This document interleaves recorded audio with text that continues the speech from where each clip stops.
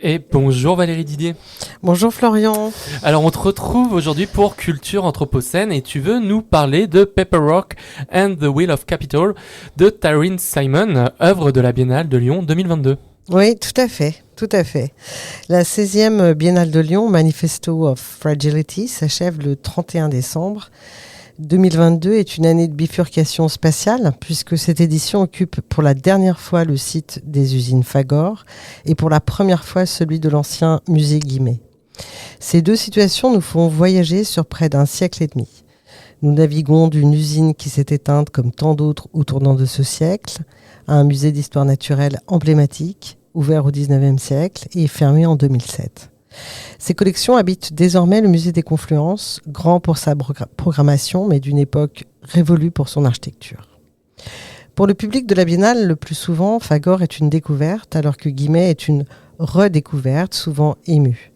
Nous naviguons tout autant dans une histoire sociale et urbaine, de l'ancien quartier ouvrier de Gerland en complète mutation, au territoire bourgeois des Brotteaux resté intact, depuis l'aménagement à la fin du XVIIIe, du plan novateur du génial architecte Jean-Antoine Morand.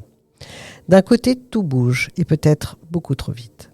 De l'autre, le temps s'est figé. Mais ce pas de temps se mesure simplement à l'échelle de ma vie, car si l'on remonte plus loin, les quartiers de Gerland et des Brotteaux avaient en commun d'être des terres boueuses que le Rhône alors puissant et parfois furieux inondait.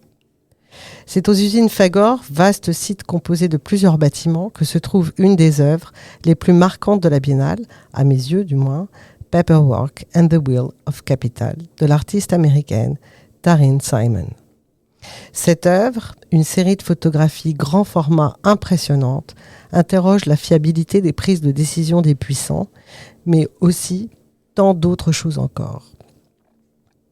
Pour cela, Taryn Simon s'appuie sur les cérémonies de signature d'accords politiques, de contrats, de traités ou de décrets, où les hommes de pouvoir sont assortis de compositions florales sophistiquées et arrangées de manière à exprimer leur importance et celle des institutions qu'ils représentent.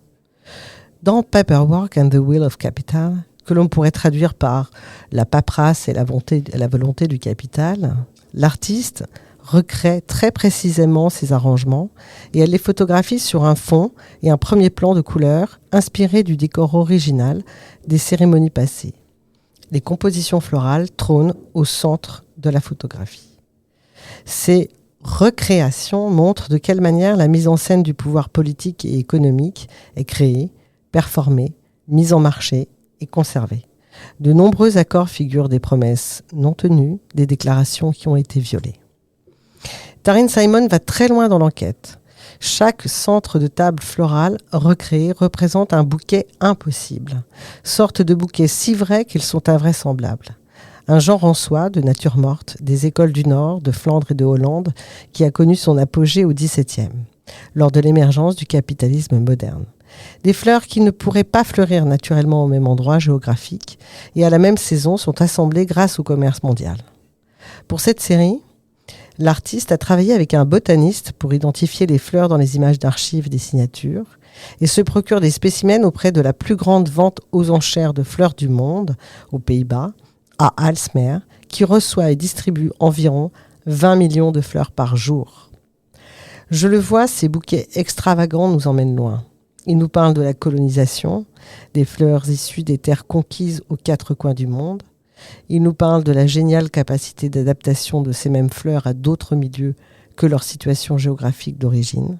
Il nous parle de cette culture du hors-sol que nous avons intégrée, celle de faire fi des saisons et de croire que tout est possible. Il nous parle de l'accélération de notre monde, de la vitesse de tous les déplacements des objets manufacturés aux humains et non humains. Il nous parle de l'organisation de nos sociétés, de la verticalité du pouvoir. Il nous parle de ce théâtre des puissants, qui se donnent encore la peine d'arranger le décor. Mais attention, les fleurs, contrairement aux bonbons, sont périssables.